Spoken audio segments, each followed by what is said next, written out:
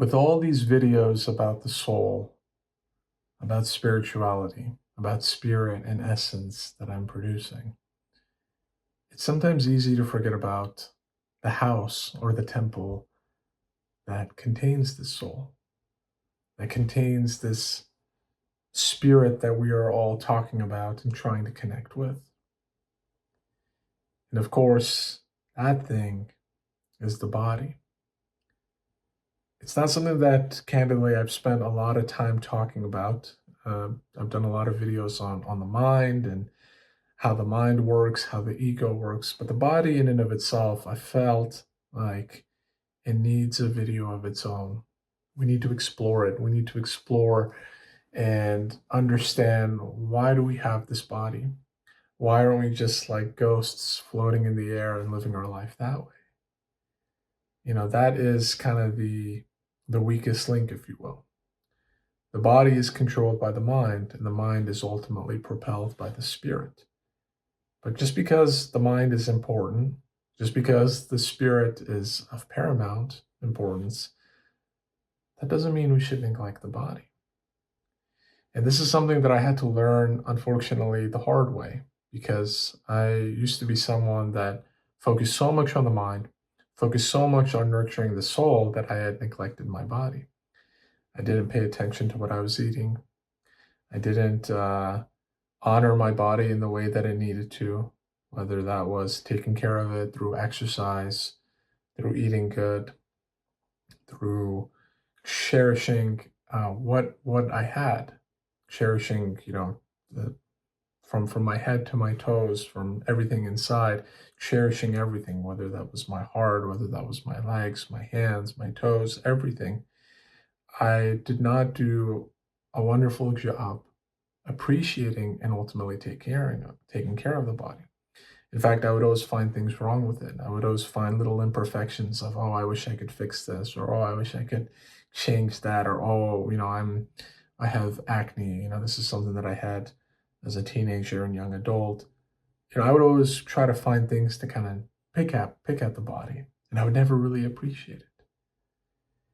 But as I'm getting older now, as I've spent more time sort of traveling this journey, I'm realizing that, the body is actually very important. Not to say that we should be in love with the body and that we should prioritize it above everything, but we should absolutely take care of the body. I'm realizing now, after 30 plus years of living on this earth, how essential it is to take care of the body. And that's not to extend our life, or to live this life as long as possible. The goal here is not to prolong longevity. The goal here is simply to honor and cherish this rental, because ultimately this is a rental. You are the spirit, you rented this body from God, and when you die, you're going to relinquish this body, you're going to return this rental back, and you're going to be the spirit that merges back to God. So this is God's property. This is God's possession. This isn't our possession. We can't just eat whatever we want or neglect it and let this wither and die. It's not just to live a happy and active lifestyle. It's also to treat it with the proper respect and honor that it deserves. But even more so, the body is the instrument through which we can actually move forward in life. Imagine if you're sick all the time. Imagine if you have tons of different health complications, which I know some of you might have. And, I believe me, I extend my deepest sympathies, because I know even when I have something as simple as the common cold, how that can completely take me off, how that can make it so difficult for me to focus on what really matters, how that can sometimes take me away from seeing the bigger picture in life, because I'm feeling terrible or I'm feeling miserable. That's no joke. And that's just a simple cold or a simple flu. Can you imagine folks, and probably you are experiencing it yourself, that have more serious difficulties and challenges? Now, some of it, of course, we can't control. Obviously, there's many things that are genetic. There's many things that, unfortunately, it's just kind of written in our cards. And, that's kind of what, the hand that we're dealt with. But there's a lot that we can control. in the form of diet, in the form of exercise, in the form of just making sure that we take care of this temple. There's a lot that we can control. And I'm not one here to sit and prescribe a diet or a lifestyle. Everyone has their own, path to understanding what works for them. For me, I've been a pescatarian now for several years. That's primarily due to health reasons. Um, but that's just me, right? Everyone has something different, and I totally respect that. But whatever it is that for you, based on what you've researched and what you've knowledged, to just take care of your body. I know there's always the expressions of, you only live once and, life is too short, but what happens when life is too long? And, the complications that you have later in life could all be directed back to the decisions you make today.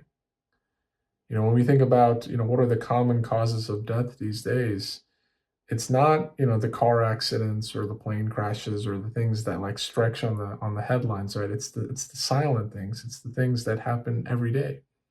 And the majority of it is usually related to food, to lack of exercise.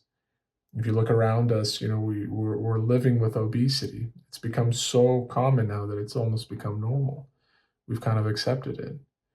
And certainly with things like, um, you know, going against people that body shame and stuff like that, we've even gone so far to say, you know what, you can't even talk about it because otherwise people might think that you're criticizing or you're judging someone based on how they look. But it's not the appearance that we're talking about, it's more so the health that we're talking about.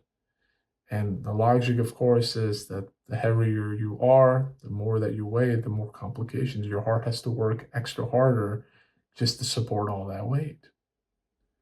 And of course, it's not just the weight. There are people that are very athletic, that are very muscular and very well built, but inside, unfortunately, um, things are not so good. So it's not the appearance that we should be focused on, it's the overall health. Because it is mind, body, and soul. It's not just mind and soul, it's mind, body, and soul. The three sides of the triangle are needed to support the temple. And this is something that I've definitely appreciated a lot more, especially in this past year, where I've made it a big focus of mine, no matter how busy I get, no matter how tired I am, to just get out there, whether that's going to the gym or doing some yoga in the house, going for a walk, some form of an activity to keep my heart rate going, to keep kind of the body in motion because that in and of itself could also be a contributor to not only physical problems but also mental problems. People that are not used to being in bed rest, that is more worse for them than actually being whatever their physical ailment that they're inflicted with. Just being in bed for 5 or 10 days can sometimes be the worst torture. And I'm probably like that too. I like to be moving, I like to be stretching. I have a standing desk for work, so whenever I'm sitting for too long, I just raise that up and then put it back down.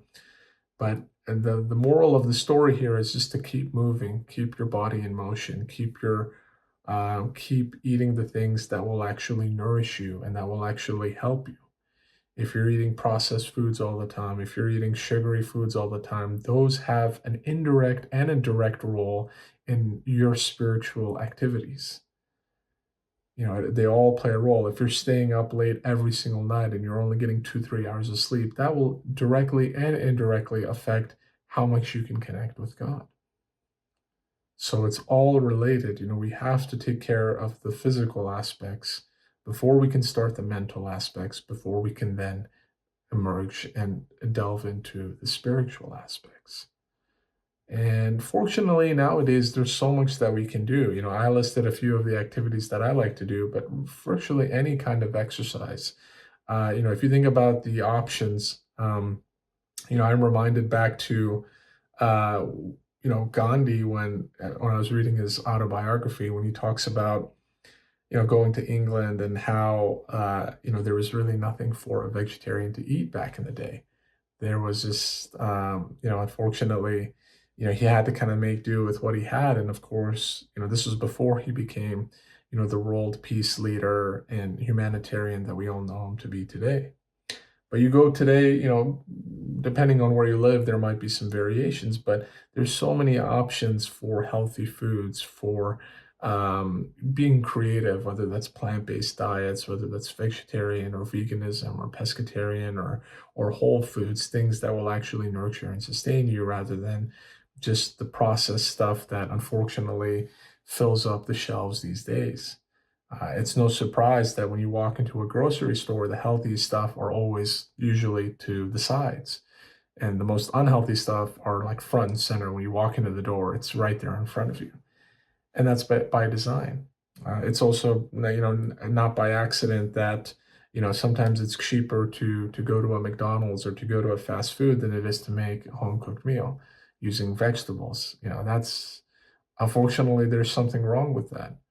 And, we need to fix that. We need to realize that everything we put into the body, we're also putting into the mind. We're also putting into the temple. Now, this is not to scare anyone and to say that you can't have, a cup of ice cream or you can't have, a piece of candy here and there. Believe me, I indulge in those things too. I do have a sweet tooth sometimes, not as much as I used to, but I definitely do enjoy here and there. It's not a problem, but it's not my day-to-day thing. Whereas before I used to eat burgers all the time and that was just a part of my daily diet. Maybe now if I eat something, and of course it's plant-based for me, it's probably like once or twice a month. It's something that I'm trying to enjoy in moderation and realizing that, what, this thing, even if it is plant-based, it's also pretty processed. And, I want to eat things that are whole. I want to eat things that my ancestors would have eaten 3, 4, 500 years ago. Things that grow on trees, things that grow on the ground, things that, you can cook with pleasure and with the sense of satisfaction that you're putting something good into your body. And it's all related, right? Food, exercise, sleep, mental health, spiritual health, all of these things are related. You can't really do one in isolation.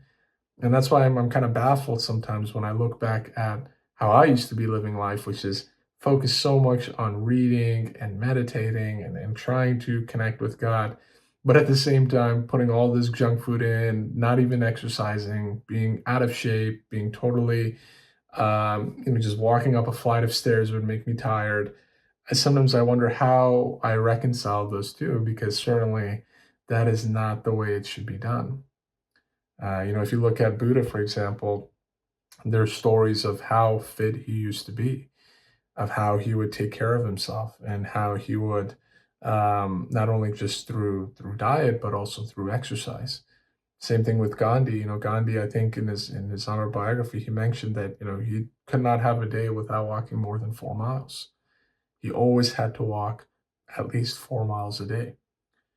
And every spiritual person, they have some sort of an activity. I sometimes question those that maybe don't prioritize physical activity. Even if it's something like yoga is fantastic. There's a lot of research of how it can not only just help with your mental mood and feeling, but also your body with all the stretches that you do, increasing your circulation, improving your heart rate, reducing the chances of illnesses and things like that. I'm a big believer in what yoga can do and virtually what any sort of physical exercise can do. But really, the thing that I'm trying to impart is to please take care of your body. It is the temple to your soul. It is something that you can't just go by life and say, well, we're all going to die anyway, so what's the point? That's the worst way to think about it because number one, what if you live longer than you think you do? And guess what? You might not live a very happy life. You might live a life of suffering because your body is incapacitated, but your mind cannot do anything. Imagine if you couldn't walk. Right? Imagine if you're bedridden your whole life and it's like that for 10, 15, 20 plus years. Well, in that case, and I'm not suggesting this, but many people would argue that It's better to not be alive at that point than to be alive. And that's a very drastic and extreme thought. Again, I don't endorse or condone that, but we have a great degree of control in influencing that by the decisions that we make through our diet, through our exercise, through our lifestyle. All of that is in our control. And even if we're not thinking about ourselves, let's think about our loved ones. Because chances are, you're not living alone, you're living with someone and you have a family. And if God forbid something happens to you because you were negligent and you didn't take care of your body, then unfortunately you become a burden to someone else and you affect their life. And that's something that I know my dad always says, like he does a really great job of taking care of himself, but he always kind of brings up this notion that you're not just doing it for yourself, but you're also doing it for your loved ones. Because if you take care of yourself, if you're in great shape, then you don't become a burden to your family. We all have busy lives, and it only becomes more complicated and more stressful when there are others that we have to take care of. Of course, it's our family. At the end of the day, we will take care of them. But kudos to those who realize that we're all involved. We don't live in isolation. One unhealthy person affects not just that person, but everyone else around them through their thoughts, through their actions, through their behaviors. It's all important that we take care of ourselves. So I know this is a topic that I haven't really focused on before, again, as I mentioned, but I'm curious to hear your thoughts, because some could argue that this probably doesn't have much relation to spirituality, but I would beg to differ. I think this has a huge role to play in your spirituality, in connecting with God, in being one with your true self, because it's all related, right? We are a spiritual being living in a human body. We're not a human being living in a spiritual body. So, it's all a matter of taking care of this temple. And I would love to hear your thoughts. Would love to hear kind of what you guys do for, whether that's your diet, whether that's your exercise, what sort of activities that you guys engage in, or what sort of foods that you eat. Not to make this a food and lifestyle channel, but certainly it's all helpful, right? There are certain things I'm always introduced to sort of new foods, from across the world.